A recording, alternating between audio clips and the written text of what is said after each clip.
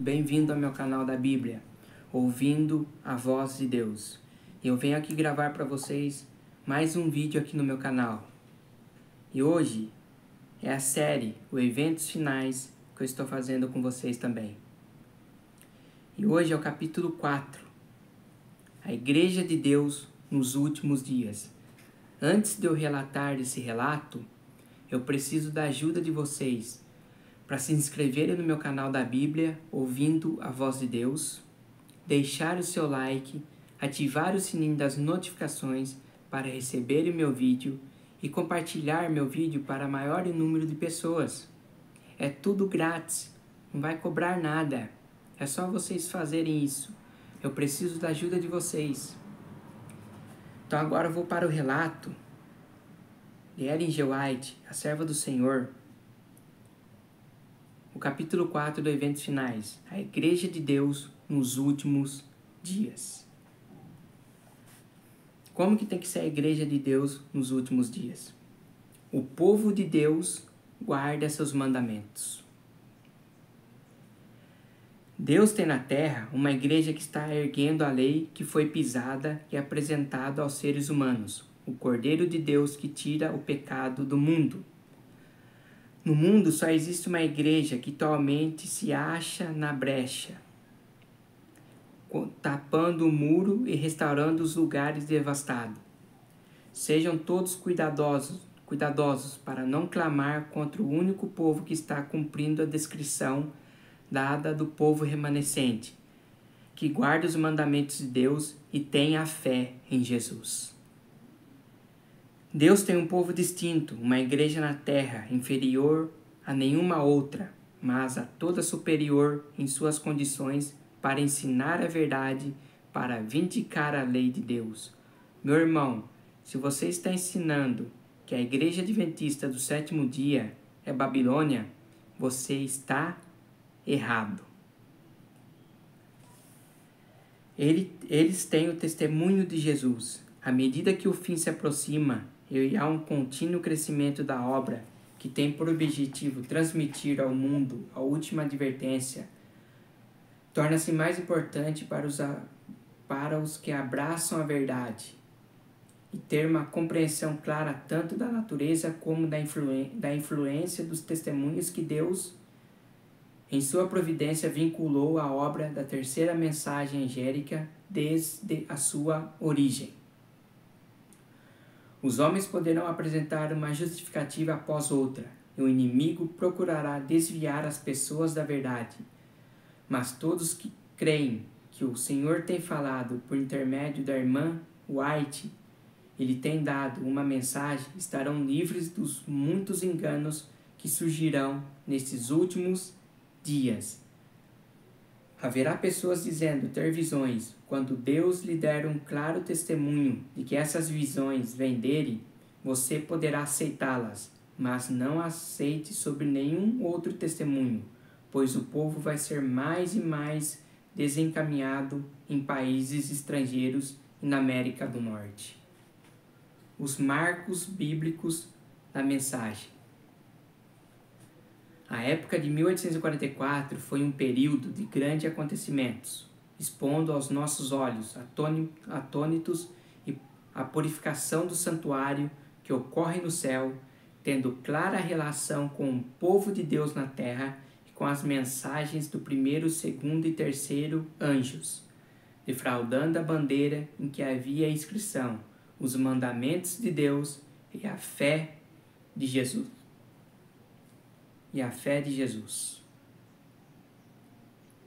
Um dos marcos dessa mensagem era o templo de Deus, visto no céu, por seu povo que ama a verdade, e a arca que contém a lei de Deus, a luz do sábado do quarto mandamento, lançava seus fortes raios sobre o caminho dos transgressores da lei de Deus, a não imortalidade dos ímpios e um marco antigo.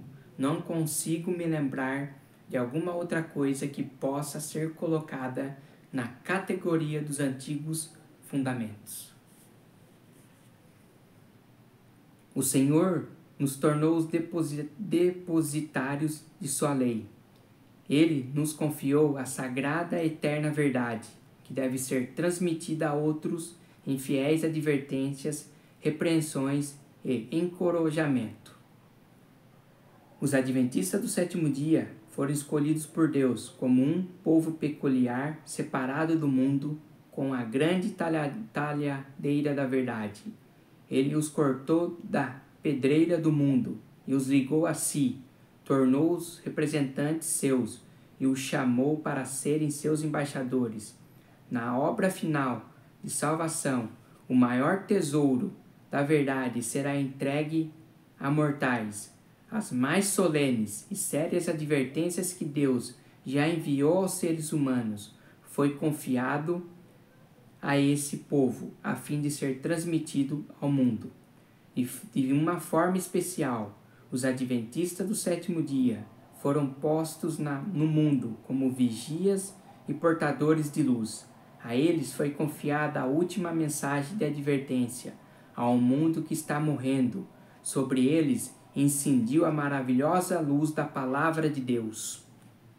Foram incumbidos de uma obra da mais solene importância, a proclamação da primeira, segunda e terceira mensagens angélicas.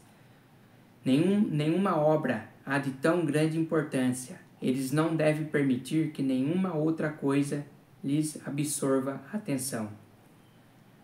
Aumentando o nosso número, tornou-se evidente que sem alguma forma de organização haveria grande confusão e a obra não seria levada avante com êxito. A organização era indispensável para prover a manutenção do ministério, para levar a obra a novos campos, para proteger dos membros indignos, tanto as igrejas como os pastores, para a conservação das propriedades da igreja, para a publicação da verdade, pela página impressa e para muitos outros fins. Seu Espírito nos iluminou, mostrando-nos que deveria haver ordem e perfeita disciplina na igreja, e a organização era essencial. Método e ordem se manifestam em todas as obras de Deus em todo o universo. A ordem é a lei do céu e deveria ser a lei do povo de Deus sobre a terra. A organização sempre será essencial, a menos que as igrejas sejam tão organizadas que consigam impor a ordem, não pode esperar nada quanto ao futuro. Como Satanás se alegraria se alcançasse êxito em seus esforços de se infiltrar no meio desse povo e desorganizar a obra num tempo em que a organização integral é essencial e constitui a maior força para evitar os levantes espúrios e refutar pretensões não apoiadas pela palavra de Deus. Precisamos manter as fileiras uniformemente para que não haja quebra do sistema de organização e ordem que se ergueu por meio do trabalho sábio e cuidadoso. Não se deve dar autonomia a desordeiros que desejem controlar a obra neste tempo. Alguns têm apresentado a ideia de que, ao nos aproximar do fim do tempo, cada filho de Deus agirá independentemente de qualquer organização religiosa. Mas fui instruída pelo Senhor de que nesta obra não há essa coisa de cada um ser independente. À medida que nos aproximamos da crise final, em vez de achar que há menos necessidade de ordem e harmonia de ação, devemos ser mais sistemáticos do que temos sido até agora. A autoridade especial da Igreja de Deus investiu sua igreja com autoridade especial e poder que ninguém tem razão em desrespeitar e desprezar, pois ao proceder, assim está desprezando a voz de Deus. Deus concedeu à sua igreja o mais alto poder abaixo do céu. É a voz de Deus em seu povo, reunido na qualidade de uma igreja que deve ser respeitada. Um tempo de debilidade e cegueira espirituais foi confirmado tudo quanto declarei em Minneapolis. Vou ler de novo. Fui confirmado tudo quanto declarei em Minneapolis, que precisava haver uma reforma nas igrejas. Deviam ser efetuadas reformas, pois a debilidade e a cegueira espirituais se apossaram das pessoas, que tinham sido agraciadas com grande luz e preciosas oportunidades e privilégios. Como reformadoras, elas haviam saído das igrejas denominacionais, mas desempenham agora uma parte semelhante e que desempenharam as igrejas. Tínhamos a esperança de que não haveria necessidade de outra saída. Embora nos esforcemos por preservar a unidade do Espírito no vínculo da paz, não deixaremos pela caneta e pela voz de protestar contra o fanatismo. Cristo diz o seguinte daqueles que se orgulham de sua luz, mas não andam nela. Por isso eu vos digo que haverá menos rigor para Tiro e Sidom no dia do juízo do que para vós. E tu, Cafarnaúms, que te ergues até aos céus, com referência aos privilégios, serás abatida até aos infernos, porque se em Sodoma tivesse sido feito os prodígios que em ti se operam, teria ela permanecido até hoje. A igreja está na condição laodiceana. A presença de Deus não está no meio dela.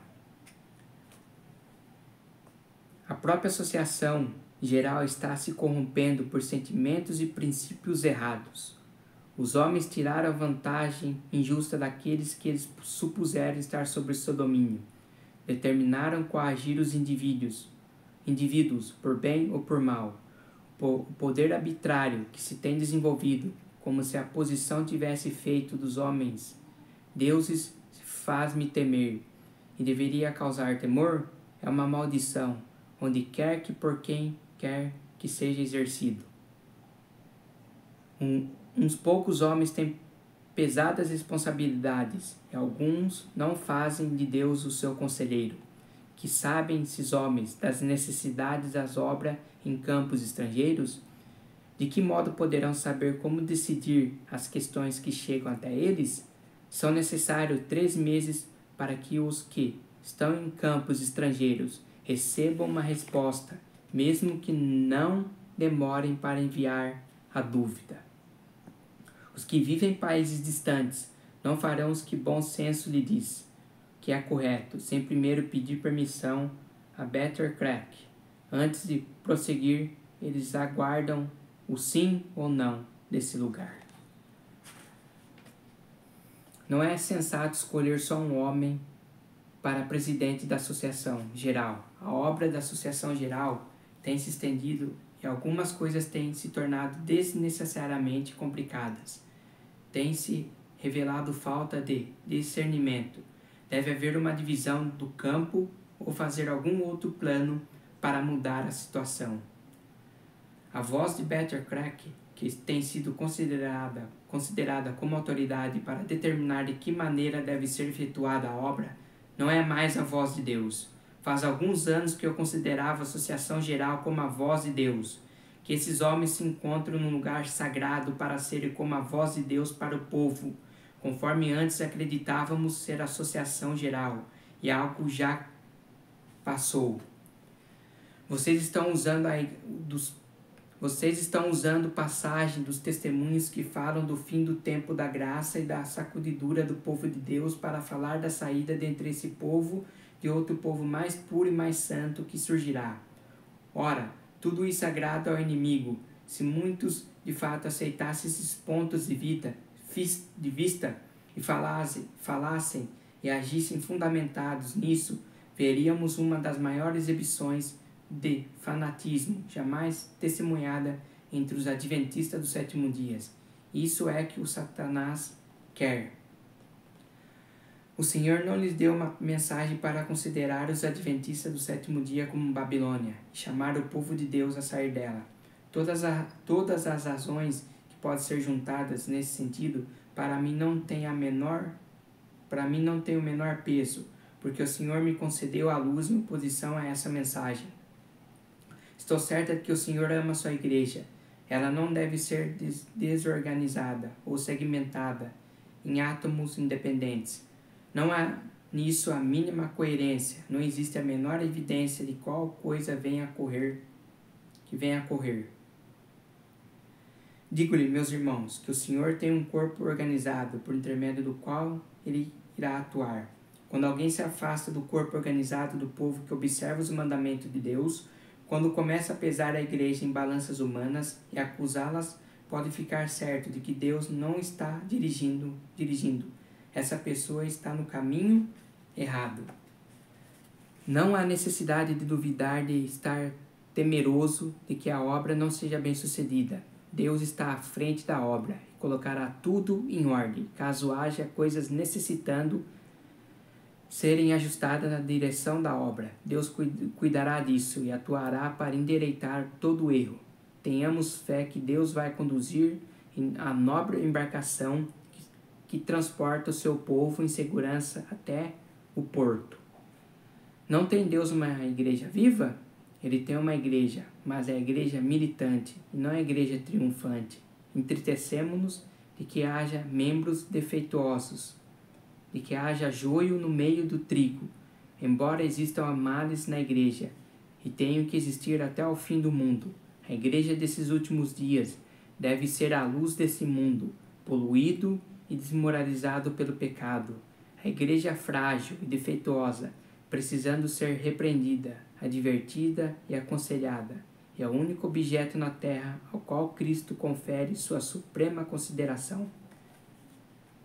As fortalezas de Satanás jamais irão triunfar. A vitória acompanhará a terceira mensagem angélica. Como o capitão do exército do Senhor derrubou os muros de Jericó, assim triunfará o povo que guarda os mandamentos do Senhor, e serão derrotados todos os elementos oponentes. O que necessitamos agora é de reorganização. Precisamos começar pelos alicerces e edificar sobre um princípio diferente. Há homens que estão à frente de nossas várias instituições, dos interesses educacionais e das associações em localidades, estados diferentes. Todos eles devem ser homens representativos, ter voz ativa para elaborar e aprovar os planos que serão postos em execução. Deve haver mais de 1, 2 ou 3 homens para atender a todo o vasto campo. A obra é grande e não há uma mente humana que por si só possa planejar o que precisa ser feito. Quero destacar que Deus não concedeu o poder como de um rei a ninguém em nossas fileiras para controlar este ou aquele ramo da obra. O trabalho tem sido restringido pelos esforços para controlá-lo em todo sentido. Precisa haver uma renovação, uma reorganização. Tem que ser concedido mais poder e autoridade às comissões. Deve ser formadas novas associações. Estava de acordo com o plano de Deus que fosse organizada a união na Oceania. Não é necessário pedir conselho de Betty Crack a milhares de quilômetros de distância e ter que esperar semanas pelas respostas. Aqueles que se encontram no próprio local devem decidir o que tem de ser feito. Quem você acha que tem estado entre nós desde que começou essa assembleia? Que tem mantido afastados os aspectos censuráveis que geralmente aparecem numa reunião como essa? Que tem andado de um lado para o outro nos corredores deste tabernáculo? O Deus do céu e seus anjos, eles não viram e eles não vieram até aqui para nos censurar, mas para nos conceder mentes sãs e tranquilas. Eles têm estado entre nós para realizar os projetos de Deus e deter os poderes das trevas, para que não fosse impedida a obra que Ele queria que se realizasse. Os anjos de Deus têm atuado em nosso meio. Nunca fiquei tão surpreso em toda a minha vida de que pelo rumo que as coisas tomaram nessa reunião. Esta obra não é a nossa, é conduzida por Deus. Foram-me apresentadas instruções a esse respeito, mas até que a questão fosse resolvida nesta reunião, não consegui entender essas instruções. Anjo de Deus tem andado de um lado para o outro nessa congregação, Desejo que cada um de vocês se lembre disso. Desejo que se lembre também de que Deus disse que curaria as feridas de seu povo. Durante a Assembleia da Associação Geral, o Senhor atuou poderosamente em favor do seu povo. Toda vez que penso nessa reunião, uma agradável solenidade se apodera de mim, despertando um profundo senso de gratidão. Vimos os majestosos passos do Senhor, ao nosso Redentor. Louvamos seu santo nome, pois ele trouxe livramento a seu povo.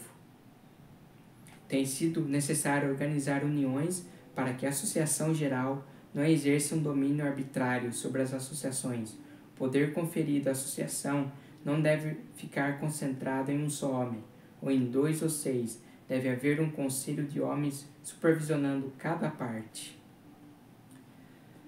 Não podemos nos desviar agora do fundamento estabelecido por Deus. Não temos que criar uma nova organização. Por isso significaria a apostasia da verdade. Fui instruída a dizer aos adventistas do sétimo dia em todo o mundo: Deus nos chamou como um povo para sermos seu tesouro particular. Ele designou que só a igreja na terra esteja perfeitamente unida no Espírito e conselho do Senhor dos Exércitos até o fim do tempo. Por vezes, quando um pequeno grupo de homens, aos quais se acha confiada a direção geral da obra, tem procurado, em nome da Associação Geral, executar planos imprudentes e restringir a obra de Deus, tinha dito que eu não poderia por mais tempo considerar a voz da Associação Geral, representada por esses poucos homens, como a voz de Deus. Mas isso não equivale a dizer que as decisões de uma associação geral composta de uma assembleia de pessoas representativas devidamente designadas de todas as partes do campo não deva ser respeitada. Deus ordenou que os representantes de sua igreja de todas as partes da terra, quando reunidos numa assembleia geral, tenham autoridade. O erro que alguns estão em perigo de cometer é dar opinião ao juízo de um homem ou de um pequeno grupo de pessoas. A plena medida de autoridade e influência de que Deus revestiu sua igreja no juízo e na voz da Associação Geral, reunida para fazer planos para a prosperidade e progresso de sua obra. Deus investiu sua igreja de especial autoridade e poder, por cuja desconsideração e desprezo ninguém pode se justificar, pois aquele que procede assim despreza a voz de Deus. Sou animada e beneficiada ao compreender o que Deus de Israel ainda guia seu povo e que continuará com ele até o fim. Eu lhe contei, a senhora Lida Scott, como minha mãe considerava a experiência da igreja remanescente, e falei sobre o seu ensino evidente de que Deus não permitiria que essa denominação apostatasse tão completamente ao ponto de surgir outra igreja. Certo dia, por volta do meio-dia, eu estava escrevendo sobre a obra que poderia ter sido realizada na última Assembleia da Associação. Caso os homens que estão nos cargos de confiança tivessem seguido a vontade e os caminhos de Deus, os que receberam tão grande luz não têm andado na luz. O encontro foi encerrado e a situação não foi resolvida. As pessoas não se humilharam diante de Deus como deveriam ter feito e o Espírito do Santo não foi concedido. Eu havia escrito isso muito tempo antes, quando tinha perdido a consciência e me parecia estar presenciando a cena em Battle Creek. Estávamos reunidos no auditório do tabernáculo. Foi feita uma oração, um hino foi cantado e outra oração foi oferecida. Uma súplica fervorosa foi feita a Deus. A reunião foi marcada pela presença do Espírito Santo. Ninguém se orgulhava de ter feito uma confissão sincera, e aqueles que dirigiam essa obra eram os únicos que tinham alguma influência, mas não tiveram coragem para confessar seus pecados. Havia uma alegria como nunca antes fora visto no tabernáculo. Então voltei à minha consciência e durante algum tempo não sabia onde estava. A caneta ainda estava na minha mão. Eu ouvi as seguintes palavras: isto é o que deveria ter acontecido. Deus está esperando para realizar tudo isso por seu povo. Todo o céu está esperando para conceder a graça. Eu fiquei imaginando onde poderíamos ter chegado se isso tivesse ocorrido durante as últimas reuniões da Associação Geral. Fiquei profundamente impressionada pelas cenas que recentemente passaram diante de mim. À noite parecia existir um grande movimento, um trabalho de reavivamento em ação em vários lugares. Nosso povo se movia em fila e respondia ao apelo de Deus. A igreja falhou lamentavelmente em corresponder às expectativas de seu Redentor, e mesmo assim o Senhor não se afastou de seu povo, ainda é complacente com ele, não por causa de alguma bondade, mas para que o seu nome não seja desonrado perante os inimigos da verdade e da justiça, para que os agentes satânicos não exultem na destruição do povo de Deus. Por muito tempo, eles têm suportado sua teimosia, descrença e insensatez. O Senhor os tem disciplinado com admirável clemência e compaixão. Se atender às suas instruções, Ele removerá suas más tendências, salvando-os com uma salvação eterna e os tornando monumentos eternos do poder de sua graça. Devemos nos lembrar de que a igreja enfraquecida e defeituosa, como seja, é o único objeto na terra a qual Cristo concede sua suprema consideração. Com dedicação, cuida dela e constantemente a fortalece por seu Espírito Santo. O Senhor Jesus sempre terá um povo escolhido para servi-lo. Quando o povo judeu rejeitou a Cristo, o príncipe da vida, e ele lhe tirou o reino de Deus e os entregou aos gentios, Deus continuará lidando com cada ramo de sua obra de acordo com esse princípio. Quando uma igreja demonstra ser fiel à palavra do Senhor, seja qual for sua posição, por mais elevada e sagrada que seja a sua vocação, o Senhor não pode mais cooperar com ela. Outras pessoas são então escolhidas para assumir responsabilidades importantes. No entanto, se essas pessoas, por sua vez, não purificarem a vida de toda a má ação, se não estabelecerem princípios puros e santos em todos os aspectos de sua vida, o Senhor as afligirá e humilhará dolorosamente, e, a não ser que arrependam, as removerá da posição que ocupam, tornando-os a um vexame. A igreja adventista do sétimo dia será pesada pelas balanças do santuário. Ela será julgada pelos privilégios e vantagens que tem desfrutado. Se sua experiência espiritual não corresponder às vantagens que o preço infinito Cristo lhe concedeu, se as bênçãos que lhe foram conferidas não a habilitarem para fazer a obra que lhe foi confiada, sobre ela será pronunciada a sentença, achada em falta pela luz que lhe foi concedida, pelas oportunidades dadas, ela será julgada. As solenes advertências evidenciadas pela destruição de instituições valiosas e úteis, que nos dizem: lembre-se de onde caiu, arrependam-se e pratique as obras que praticava no princípio, a menos que se arrependa e se converta. A igreja que agora está se levedando com sua apostasia comerá do fruto dos próprios atos, até que tenha aversão a si mesma. Ela será curada quando resistir ao mal e escolher o bem, quando buscar a Deus com toda a humildade e alcançar sua alta vocação em Cristo, permanecendo na plataforma da verdade eterna e pela fé utilizar os dons que para ela estão preparados. Aparecerá na simplicidade e pureza que Deus lhe deu, livre de envolvimentos terrenos, mostrando que a verdade com efeito a libertou. Então seus membros serão realmente os escolhidos de Deus e seus representantes.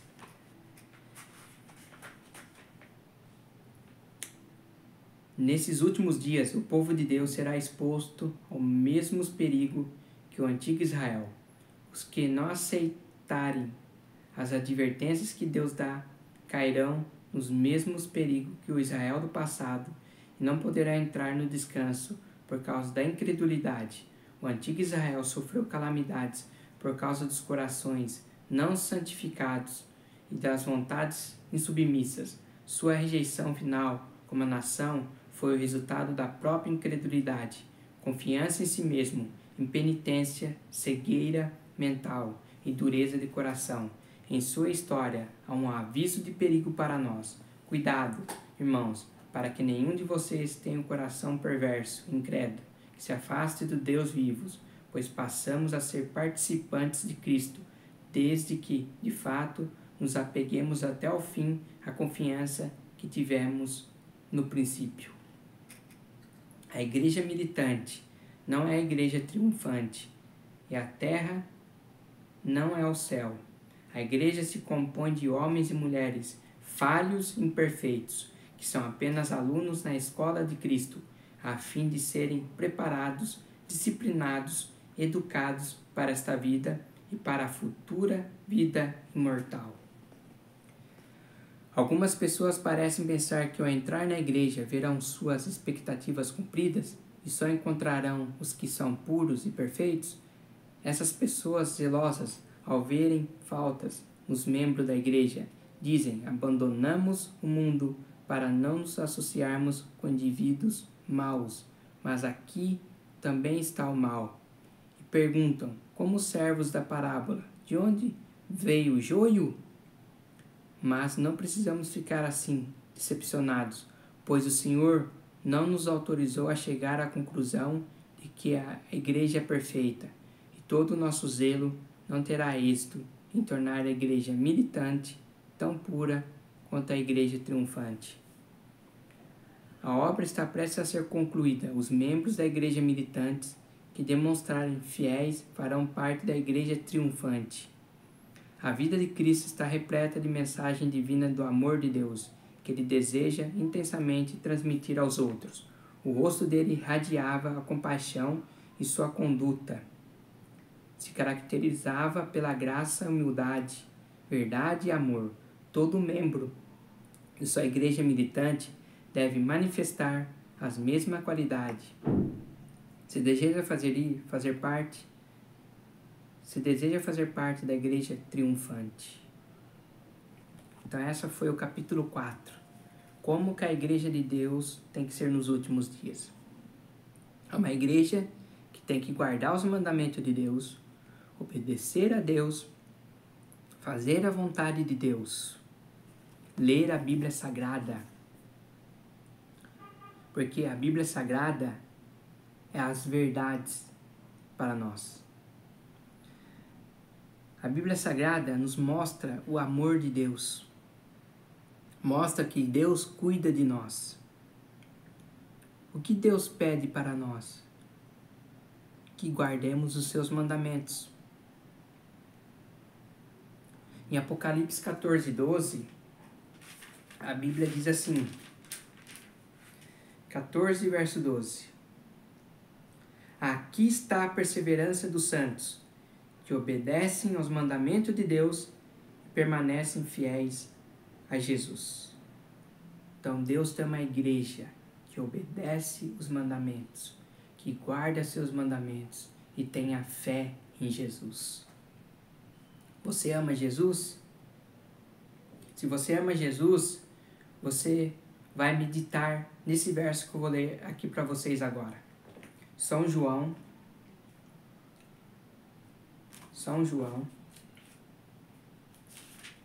Evangelho de João, 14, verso 15.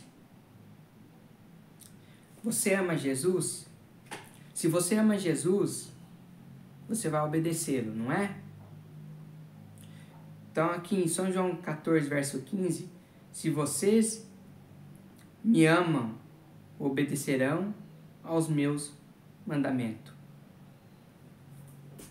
João capítulo 15.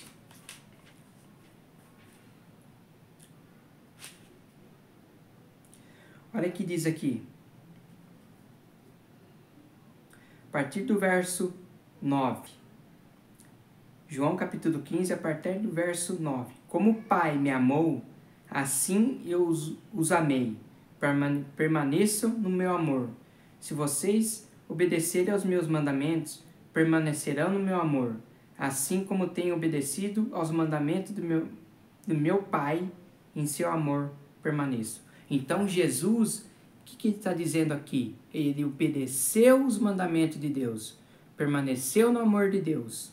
E nós temos que permanecer no amor de Deus. Se nós permanecemos no amor de Deus, a gente vai obedecer os seus mandamentos.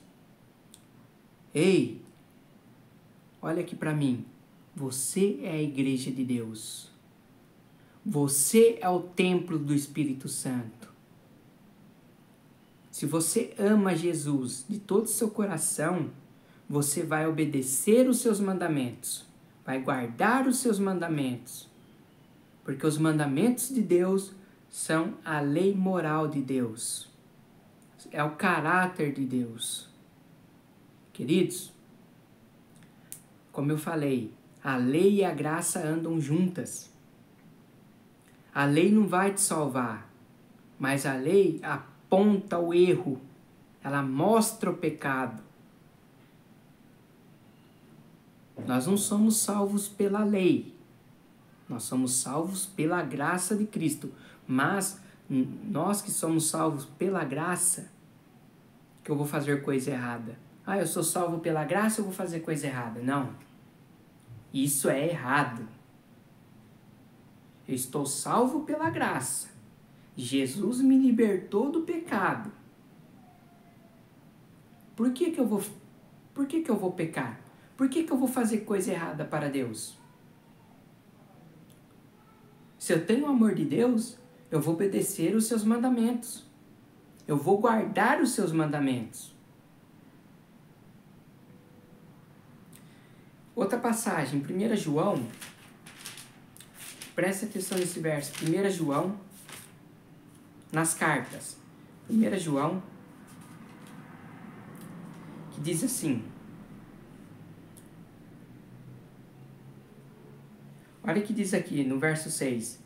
Todo aquele que nele permanece não está no pecado. Todo aquele que está no pecado não viu nem conheceu. O que esse verso quer dizer? Que todo aquele que permanece em Jesus não vai viver no pecado. É as verdades bíblicas.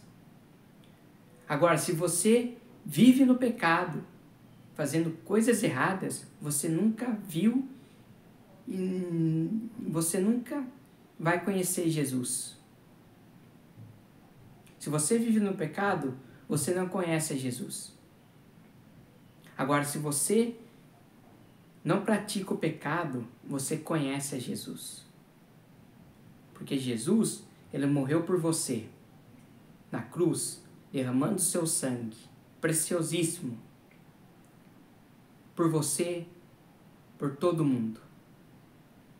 Então, meus queridos, nós temos que ser uma igreja triunfante, uma igreja que faça a vontade de Deus, uma igreja que obedeça aos mandamentos de Deus, que guarde os mandamentos de Deus.